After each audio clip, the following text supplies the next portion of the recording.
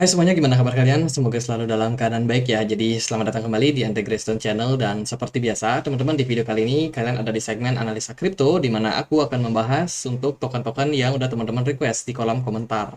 Hari ini kita akan membahas token DMTR sesuai dengan requestan dari Bang Rian West Java. Halo Bang, salam dari Bali untuk Jawa Barat. Jadi di Mitra, koin petani katanya. Kita akan bahas ya di Mitra atau DMTR.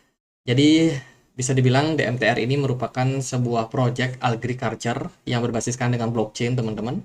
Di mana intinya adalah ini adalah project yang berhubungan sama pertanian, kemudian peternakan juga ya sekaligus. Tentu saja dunia sudah makin lama makin canggih ya. Kita tahu dunia pertanian yang kemarin itu menggunakan alat-alat yang serba tradisional, tiba-tiba berubah menjadi mesin. Mesin sekarang udah beralih lagi diambil alih sama teknologi robot otomatis dan kedepannya mungkin dengan bantuan AI akan lebih bisa mempermudah pekerjaan para petani. Ya, jadi ini adalah sebuah kemajuan yang akan coba untuk dimanfaatkan oleh proyek bernama Dimitra ini. Dimitra atau DMTR diperdagangkan di kisaran Rp647 dengan suplai maksimum sebanyak 1 miliar koin, sementara yang terilis itu baru 329 juta DMTR saja.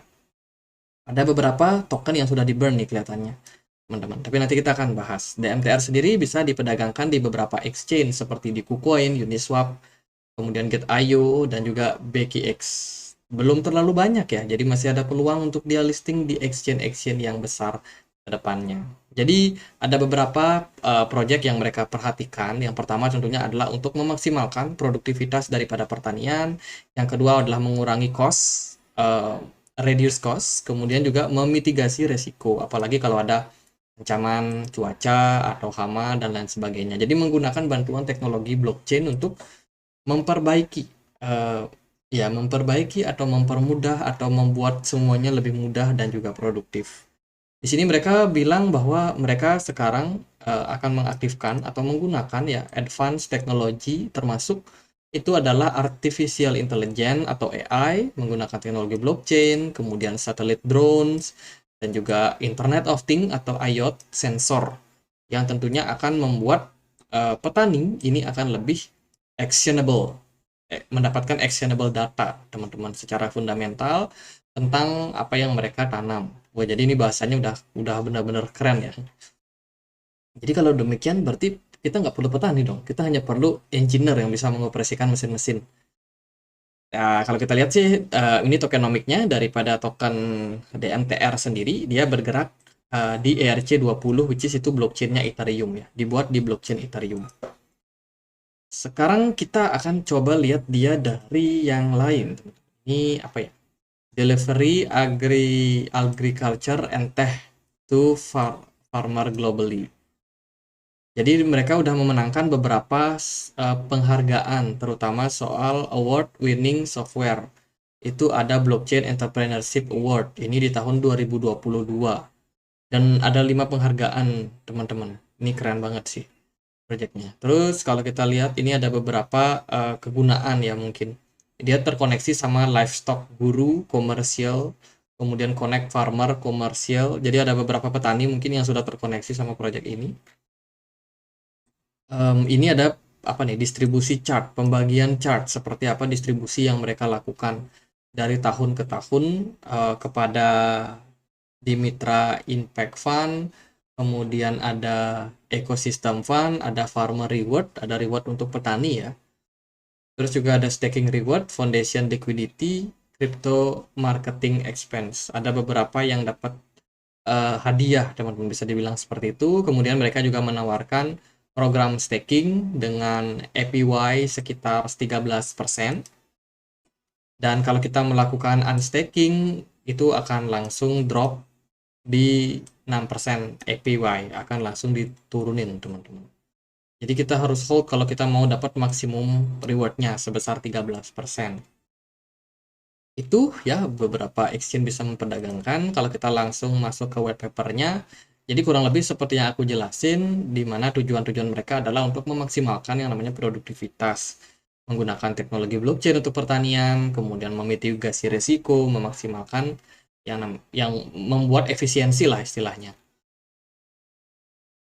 Aku nggak tahu sih ini negara yang sudah join itu di mana aja, tapi mereka bilang adalah di 6 contains, di lebih dari 60 negara, teman-teman.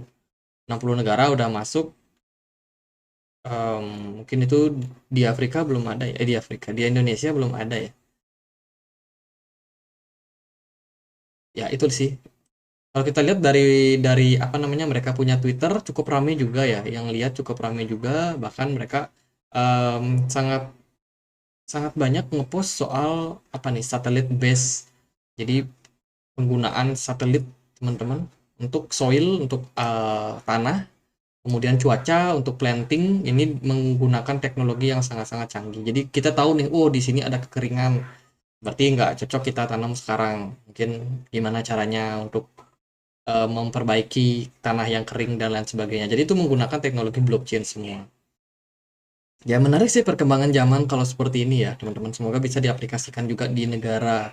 Kalau di negara kita sih semuanya masih serba tradisional deh kayaknya. Kalau di Bali sendiri ya masih serba tradisional juga. Belum ada teknologi yang seperti ini canggihnya teman-teman.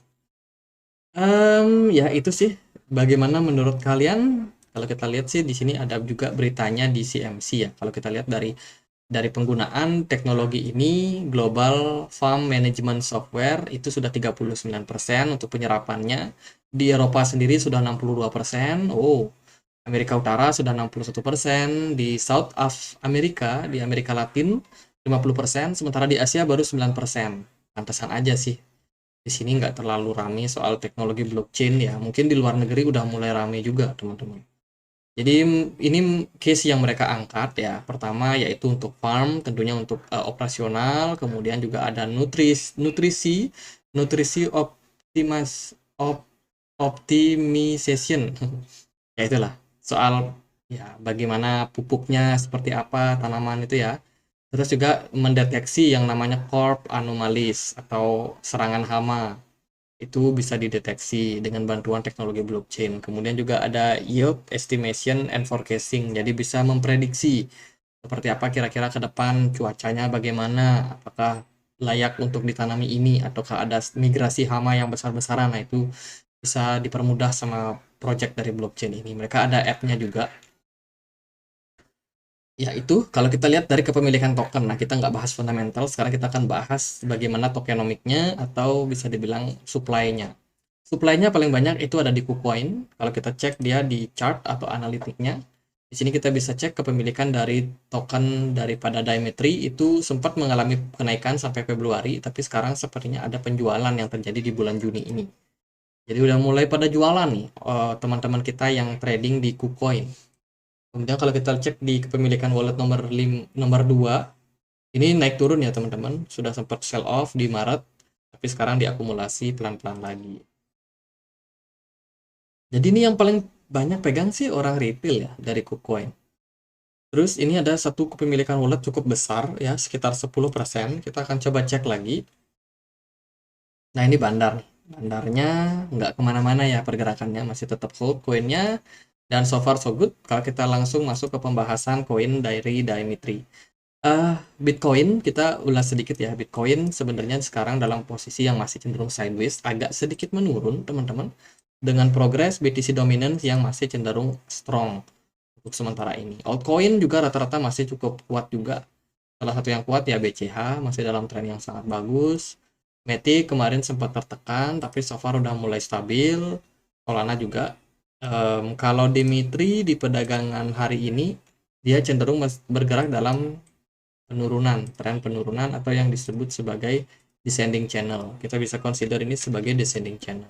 Sementara buat altcoin menurut saya sih untuk sekarang belum terlalu gimana-gimana untuk jangka pendek. Karena memang selling pressure itu masih cenderung agak kuat.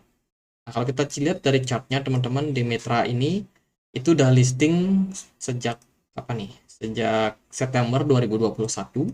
Pergerakannya terus merosot dengan volume perdagangan yang sangat kecil di awal ya, tapi perlahan-lahan itu semakin meningkat. Puncaknya itu di Januari 2023, harganya mulai recover dengan volume perdagangan yang cenderung naik. Teman-teman bisa perhatikan bagaimana volumenya itu naik lumayan signifikan, dan ini merupakan sesuatu yang cukup menarik. Nah, hanya saja nih teman-teman, Hanya saja yang kita perhatikan sekarang, ini kan volumenya bagus nih, volumenya naik. Ini pergerakannya juga naik. Kenapa naik? Karena dia ditunjang sama pergerakan smart money yang cukup oke di market.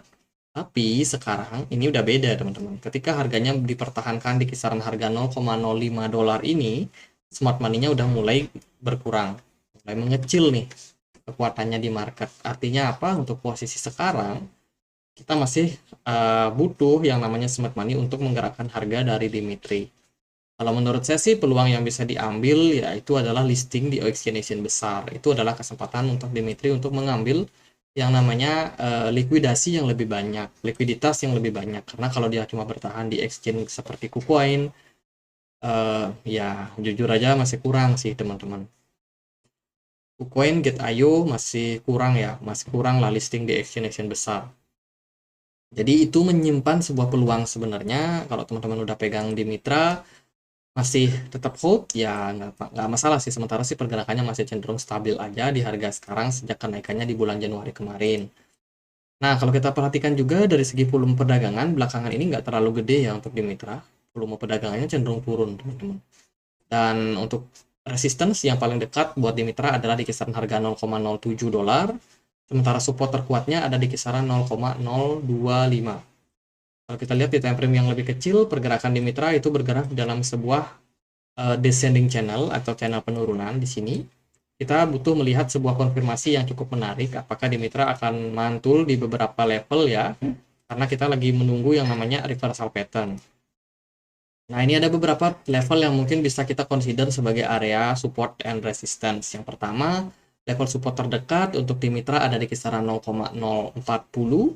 Itu merupakan level yang cukup menarik kalau at the end pergerakannya cenderung turun dan bertahan di level ini, dan ya siapa tahu tren market cukup positif ya, karena kan descending channel, jadi channel penurunan ya bener dah, channel penurunan ini biasanya akan diakhiri sama yang namanya reversal pattern. Jadi kita berharap sekali pergerakan dari Dimitra bisa untuk kembali menguat ya teman-teman, tapi kita hanya butuh dia nyentuh level support yang cukup kuat dulu nih supaya buyers masih punya peluang untuk melakukan akumulasi. Jadi ekspektasinya ketika dia mampu turun ke harga 0,04031 ini ya pergerakannya bisa reversal. Targetnya sampai mana ya nggak tinggi-tinggi juga teman-teman. Untuk jangka pendek ya paling dia bisa naik sampai kisaran 0,057. Itu pun kenaikannya sudah sebesar 40%. Jadi lumayan kalau kita pakai scalping jangka pendek. Kalau untuk jangka panjang apakah dia bisa naik? Tentunya bisa, cuman tergantung sama pergerakan dari Bitcoin. Yang paling kita harus hati-hati sih kalau menurut saya adalah dari di Mitra ini, mereka tuh banyak banget dipegang sama retail. Ya, idealnya sih kalau menurut saya yang paling bagus itu koin-koin seperti ini itu dipegang oleh beberapa wallet yang cukup besar di sini ya. Ya, memang sih mereka dipegang wallet cukup besar juga, teman-teman. Tapi rata-rata dipegang sama KuCoin, KuCoin, KuCoin. Jadi retail lah yang pegang. Makanya kalau kalau harganya mau naik lumayan tinggi ya itu. Ya retailnya harus mengurangi barang, sementara wheels yang melakukan akumulasi. Ya kita lihatlah ke depannya seperti apa. Kalau dari saya sih gitu aja buat di Mitra. Semoga videonya bisa bermanfaat. Dan kalau ada koin lain buat dibahas bisa langsung tulis di kolom komentar. Sekian aja, akhir kata saya Andre. Makasih.